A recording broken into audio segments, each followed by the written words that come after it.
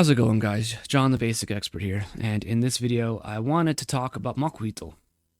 So you can see here that I got my copy here. This is the original proof copy that was sent to me, and it looks pretty good. The books have shipped out. Funny story, I actually heard from new backers before I heard from the fulfillment company that the books went out. And I'm so used to things going wrong with this or some sort of obstacle that I have to overcome with these Kickstarters now. With this particular one, it's the only one I've done. I'm so used to things going wrong that I just assumed this was just another thing that was going wrong. And lo and behold, no, the books actually did ship out. It was unexpectedly sooner because the fulfillment company had a moment in their schedule. They had a break in their schedule because I had other clients that they had before me that needed stuff shipped out, and the fulfillment company had a moment to send stuff out, so they did, and I'm super grateful for that. I've enjoyed working with these people. So what I'm so used to things going wrong that it's just one of those things where it's like I saw people. I almost didn't believe it. I had to check with the fulfillment company, and it was a whole thing. But I wanted to make a video showing off the book and talking about it a little bit, and kind of like for you backers what to expect. And yes, once backers get their books, and once I get it set up, I'm gonna reset up like a web store. I got rid of my previous web store; it was too expensive. I'm probably gonna use a different platform that's a little more budget friendly to a small timer like me. But I will have an option for you to purchase your own copy of this after the fact at a probably more expensive price, but because I'm thankful to the backers. Part of the backing thing is like a pre-order. It's the way I viewed it, where they get this nice copy, this nice book at a better price. So this is what it looks like. You can see I got a nice like red foiled eagle or owl and snake on the back. It's foiled on the side and obviously foiled on the front, matte black. It is a Smithsonian book, as you can see here, with the ribbon bookmark. See if I can get the camera to focus. There it is. And on the inside, you can see it is a very nice looking book. I'm really happy with the vibrant colors and the paper feel. Everything about it feels really good, very professional. Just the colors pop very nicely, and so you can just see. I mean, I hope people really enjoy this book. I'm sure there's things that are wrong in it, that are layout mistakes and things like that are not perfect. I'm not perfect. I'm my own editor. It's a big no-no in a lot of circles. But hey, I'm indie, so I'm doing the best I can with the budget that I have, and so I'm quite happy with what it is. But one thing I wanted to show is I wanted to get, this is the paperback version here that you can get from DriveThruRPG or Lulu. And I just wanted to compare the quality here because, you can definitely see, not that this is bad, but, let's go to, if we compare these two pages, you can see a big difference with like how vibrant the colors are, how crisp and clear they are. Let's see if I can zoom in here so you can kind of see them side by side here. So I think there's a big difference, a big noticeable difference. You can even see like on the offset, on the print on demand version, you see like the pixelation in there, like the digital printing pixel look on there. The offset has like, it's just red, if we zoom in on this, like it's just crisp red. Doesn't look like this, although obviously this is a more budget table friendly version of the game if you're interested in that. But yeah, so what is in this book? What does it cover? I have an introduction. I tell you how to pronounce some of the Nahuatl words, the Aztec words from their language. We have dice, ability scores, attribute scores. This game is based on 0E. Obviously, I'm a big fan of 0E, and it's the way it runs the game, or the way that game feels. So that's kind of what I was going for with this. And so I pretty much just reskinned like a slightly more. It's not a perfect. This is not a perfect clone of 0E. I do draw some ideas from like Swords and Wizardry and other versions of the game into this game. But it does, you know, and a lot of that was never the intention, was to make a clone game. If you want a clone game from me, you know, you can get White Box. So, you know, that exists. If you want something where I'm attempting to be a bit more, all my stuff's falling off my desk. If you want something that attempts to be a bit more true to form as far as what Zero E is, this is inspired by Zero E. It's Aztec. It's you know, entirely different. So yeah, you got the zodiac sign. So the way this works is you would roll a d20 2 times to determine like what your zodiac sign would be. So, you know, I rolled a 7 for the across the top. A 7 would be this column here, and then I got to roll for the day 20. So 7 and 20 is day 9. And if we go to here, what's day 9 here? 7 is here, day 9 is here, which means I go back up to 1 here, and my zodiac sign is Molinali, and then I'm born on the 9th day of that Tristenia, of that sort of zodiac sign, where that sign is the one that is most prevalent in the sky. So we go and look at Molinali and what that is. That's grass. This is an unlucky sign. Those born under the sign must roll 1d6. The number corresponds to an attribute score in order on the character sheet from top to bottom. The score that is rolled is reduced by 2 points to a minimum of 3. And then you have the associated god Macuahuitl. So, you know, I'd roll a d6. 5 would be, if we look back at the score, I don't have the character sheet here, but actually the character sheet's over here. So 5 would be my dexterity. I would reduce my dexterity score down. And you do have there's rules here I explain, like you can like move it. So 9 is also an unlucky day. So I would probably, you could wait 3 days, I believe is what it was. Parents had the option to delay naming their child by up to 4 days, seeking a more auspicious day to shield their newborn from potential misfortune. So what I would actually do is I would shield it to be like, so I would shield it to be, I'm not going to be able to get out of this unlucky sign of Molinali, but I could potentially get a more auspicious day, like with a 10, 11, or 12 potentially. So I could wait. I'm born on the 9th, so I could go 1, 2, 3, 4. I could get like any of those days.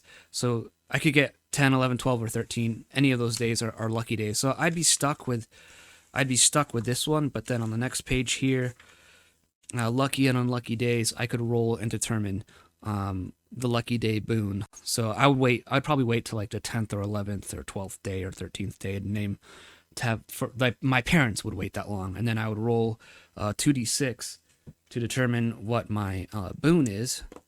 And so I got 10, which is good. So skilled, you're well trained with a specific weapon of your choice, +1 to attack rolls with that weapon. So that's just like an extra little bonus. So, oh no, you know, my dexterity got reduced by 2, unfortunately. Whatever it was I rolled, but I can pick a weapon, one specific weapon, and get a +1 to my attack rolls automatically off the bat with that to my d20 attack rolls. And there's also like obviously unlucky days here, so let's, you know, you can roll 2d6 and see what your unlucky day would be if I had gone that route. And so I rolled a 4, and that is pursued. You are pursued by a dangerous enemy of the referee's design. So, you know, you tell your referee, like, I'm pursued.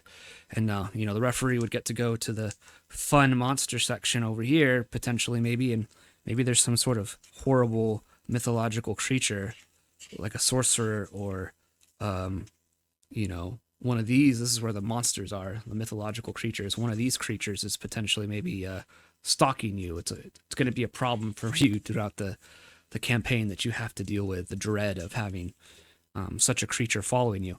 Or it could be a human one, who knows? You know, it depends on how evil your referee is. So one big change is status points. This game does not use XP necessarily. Status points are used instead. They're essentially equivalent to it. And you gain status points by essentially capturing people alive. And I give tables later in the book about how to reward characters for gaining status right here. So, you know, there's different things that you can do, because this isn't a game where you're necessarily dungeon delving. This isn't a game where you can delve into ruins of like a previous sun or something like that, of a previous people, but generally you don't go in caves. Those are entrances into the underworld, and generally that's a very scary place to go. Like, even the Aztecs were afraid to go into those places. Those were also sacred places. So you're not going in and pillaging those places for treasure, but instead you are given, and I try to gamify certain aspects, because XP is one of those things where, you know, you want to motivate players to do certain things and to move the game forward. So in traditional D&D, it's getting treasure out, extracting treasure from dungeons and getting it back to safely. That's always like the prime motivator for player characters. In this, it's capturing, defeating enemies, capturing human enemies alive for sacrifice, rescuing your friends if you have allies that are captured and are due to be sacrificed, capturing them from enemies, so on and so forth. So, you know, it's a little bit different. The thing, though, is if we go to the classes, these classes use the same sort of XP advancement. So the thing is, and I purposely designed it this way, is that if you're running BX or you're running OD&D and you want to drop these classes into that game, you can. And the XP progression will work the same. These characters will probably be gaining XP in a separate way compared to like a traditional fighter or anything like that, but they will work, right? Or if you want to drop this in like as a class, and you want to use the spells, you don't want to run this as like a pure Aztec historical game necessarily. You can take these classes, you can take the spells, you can take the magic, you can take all these things, and it will drop into your BX game or your AD&D game or whatever, and the XP progression will be compatible with that game system. That was a big design focus for me when I made this, was like, it can't be like this session XP nonsense, right? I hate that stuff. I did that in Cowpunchers, and that was mostly because that was just like, I didn't know how to design advancement at the time. I was still new to designing and still trying to figure things out. And so that was it's just to me, it's just like it's a kind of lazy way to game. Like, oh, you came and showed up to a session and played. Here's an XP point, and you need 10 XP or 5 XP or whatever to get to the next level. Like, I think that's dumb. Dumb, lazy design. So yeah, we got our character classes. We got the Eagle Warrior. He's sort of like a scout. He's sort of like a mix between. He has some abilities, sort of like a thief, and so he has his Eagle Warrior skills, which he can like sneak or track or do those sorts of things. And the way you test a skill to see if you could do it is you'd roll a d6, and so I rolled a 5. He's successful on a 1 to 2, so, you know, not successful. If I roll again, not successful. 3, not successful. So you can see, oh, a 1, you know, by that time I used my skill. The Eagle Warrior is successful, and as the character levels up, they progressively get to the point where they'll succeed on a 5. So, you know, pretty likely, but still a chance of failure that they're, you know, they can succeed. We have the Jaguar Warrior. He's pretty much just a fighting man from OD&D. We have the Pochteka, which is the merchant, and so he's sort of like a face class, right? Because this is a game, again, it's not so much about combat necessarily. Combat is a big part of this game. This is a warrior culture, but it's you know, you need to have people who can negotiate deals and things like that in this game as well. You have the Nwahali, which is like a sorcerer class, but he's kind of like a priest class as well. And we'll talk about spells in a bit. We have the Otomi Mercenary. These are like sort of, so this class and the class after it, the Shorn one, these are sort of special classes. Think of these like the Paladin in AD&D. You need a very high attribute score. These are gate kept purposefully with very high attribute scores. These are rare classes. So if a player is able to be one, it's like, oh yeah, you know, awesome. I like that kind of stuff. That's why I like the Paladin and the Ranger and things like that in AD&D. I was kind of drawn from that. We got equipment.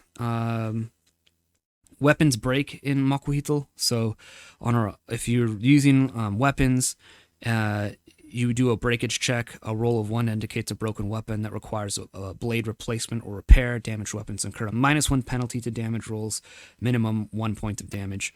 So, and all weapons deal exploding damage, because these are like, I don't know if you've ever seen like a Macuahuitl or an obsidian edged weapon being used, but like if it bites in the flesh, it's pretty terrifying.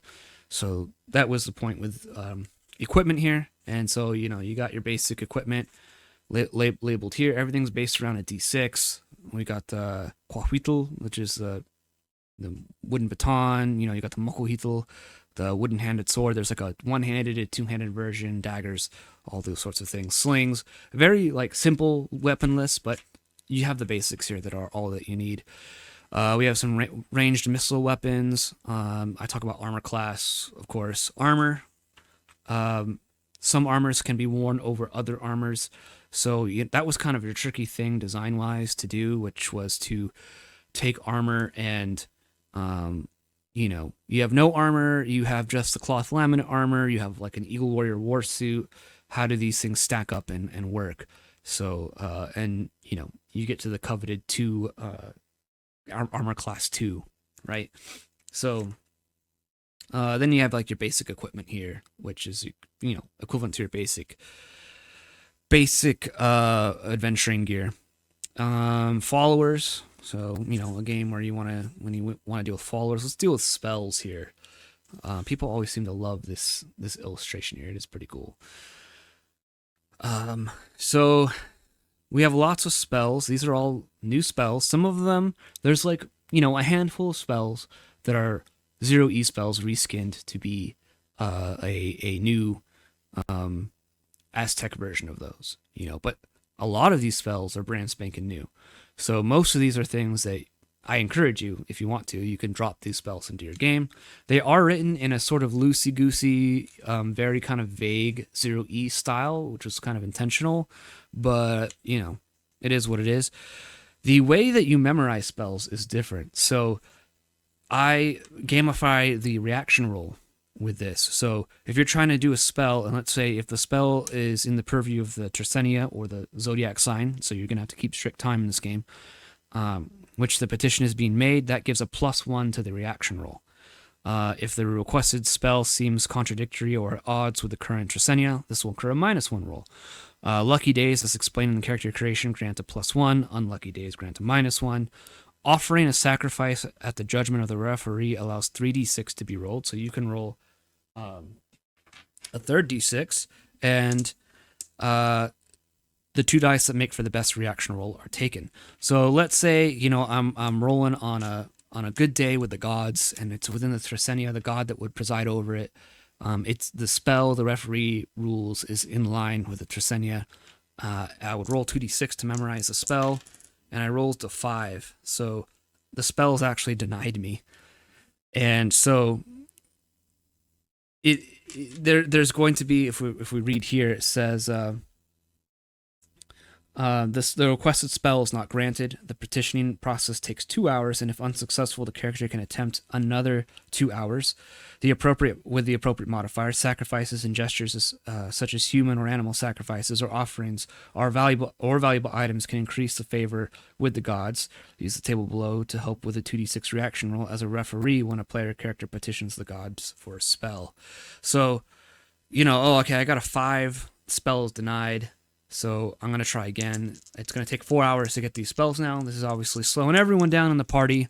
We're going to get a late start to our adventuring day, but hey, we need our Macuahuitl character to have his spell, right? So I got an 8. So uncertain roll again, petitioning further takes another hour. So now it's going to take 5 hours for me to meditate and grant this spell. And a 6, another hour. So, 7 hours now. And 3. Spell denied. So I can keep going, and so this is where it gets to the point where you might have to decide as a spellcaster, guys, it's just not worth it.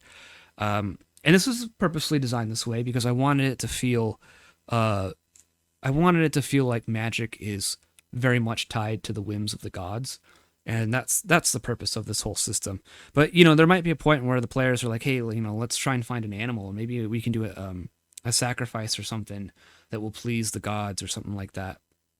So When a player character casts a spell, a reaction roll by the referee determines if the spell goes off without expending the spell slot. A roll of 11 or 12 grants a free casting of the spell as a favor from the god. So let's say I was able to eventually get a spell, and I roll, and I get, that's a 9. So if I rolled an 11 or 12 after casting the spell, just to check it, it means the gods are pleased with me. And if that happens, then that spell gets to go off for free. It does not expend a spell slot. That's just like a boon from the gods. So, I try and balance out these sorts of things with being somewhat fair, right? So we got lots of spells here. They're all described here. They're pretty fun and flavorful. Few pages of spells. Then we got to the adventuring page. Again, we talked about this, status points. Repairing weapons, how to do that. Some domain stuff here, at least costs, exploration, random encounter tables, discoveries. I give you some tables here for, I think it's 4 tables of like just, if you're, I'm trying to support some zero prep stuff here.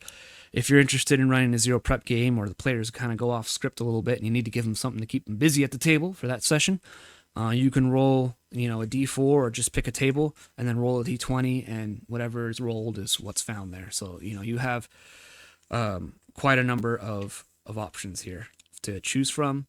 Getting lost in random encounters, we have all the typical stuff. I have a section on the dungeons. The dungeons is the wilds, weather events, cold by season, underworld adventuring, kind of talk about that a little bit.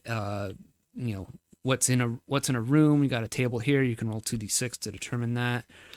And then a name generator for NPCs, or characters if you want to use it here. And then sort of like the social class and profession of the NPC, and then some attitudes or personality traits for that character, for that NPC, just to kind of get you going.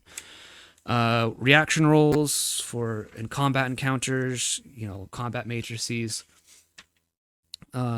And then I also have weapon versus armor tables here. You don't have to use these, but, they're fun.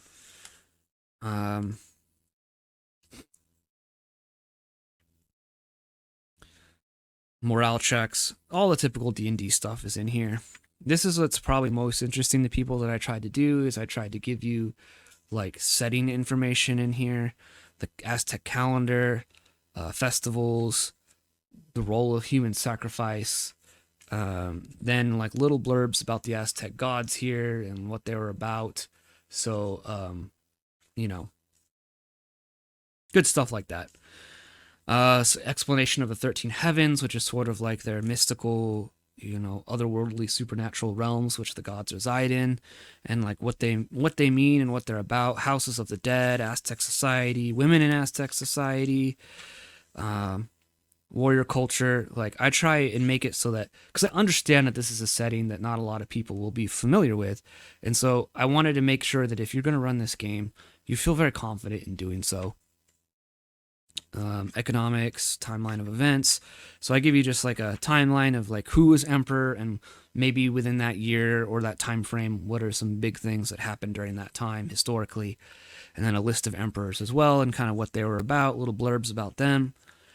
Major cities and locations that are on the maps of Mexico and the Empire. So, we have our maps here that if you want to use these in your game, you can reference these and have these hex maps for use at your table.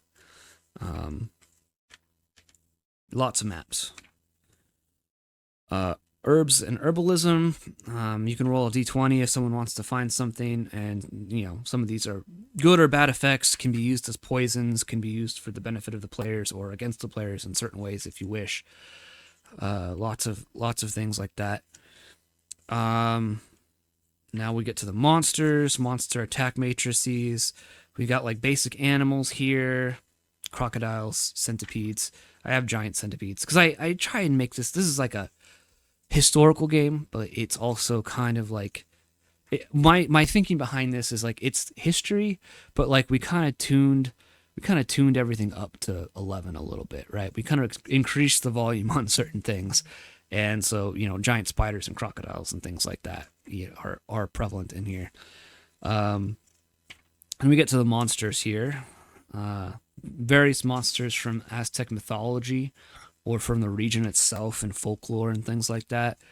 They're mostly all absolutely terrifying, and I would recommend if you're going to use these, they maybe kind of appear too often on the random encounter tables. I would actually probably just default most of the time to having your players encounter other human beings and having that be most of the conflict, and then having one of these horrible animals, or I would have humans and animals be more common, and then having one of these horrible creatures be like what, a potential creature that's encountered later. You have horrible giants and things like that too that are just lots of potential TPK material here. And then we get to treasure tables and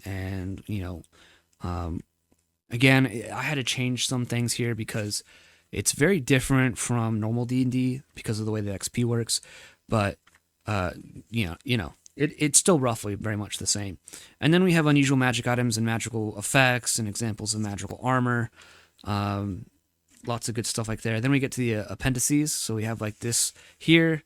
You could photocopy this and use this to track time, because again, I talked about how the Trisenia is important to the zodiac sign that is currently going on is important for spellcasting, and this is a good way of keeping strict time records here in your game. I got some resources here if you want to, some suggested reading that I used for research. This is a kind of like a bibliography of sorts here. I used other sources, but I feel like these are probably the most interesting and useful resources people can use in order to reference if they want to do like further research for their game or something like that. And then I have an appendix C, which is a glossary, and it gives you as you can see here, a pronunciation. It gives you the word, the pronunciation, and then the definition of what that word is. So, Macuahuitl is an older brother, warrior, leader, or person in authority. And I wanted to add this stuff so that you could feel confident saying these words and add authenticity to your campaign and setting and all that good stuff. And so there's a lot of just basic words in here that you can use and reference in your game. Got a map of Tenochtitlan, which is the capital of the Aztec, and then of the Aztec Empire, and then we got our index here, and then all of you lovely backers that backed this project, quite a lot of you. So that is Macuahuitl. I am so thrilled that it is finally done here and that it is shipped out. Again, those of you that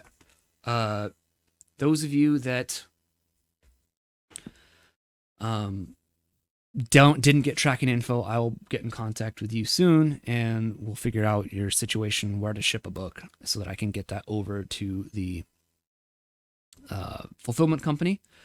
You can get this copy right now if you want. This is available on DriveThruRPG and Lulu. I'll have a link to the DriveThruRPG one in like the pinned comment below or something like that if you're interested in that. Thank you everyone for supporting this project. I'm so glad that it's finally shipping out. It's taken so much longer than it's needed to, and I'm so thankful and grateful to all of you that backed this project, and just how the grace and understanding that you've given me and trusted me with in trying to get this thing fulfilled. And I just hope that this game doesn't disappoint and that you have lots of fun memories or applications from this book into your current campaign if you're interested in that. So that's going to do it for this video, guys. Thank you guys for watching, and I'll talk to you later. Peace out.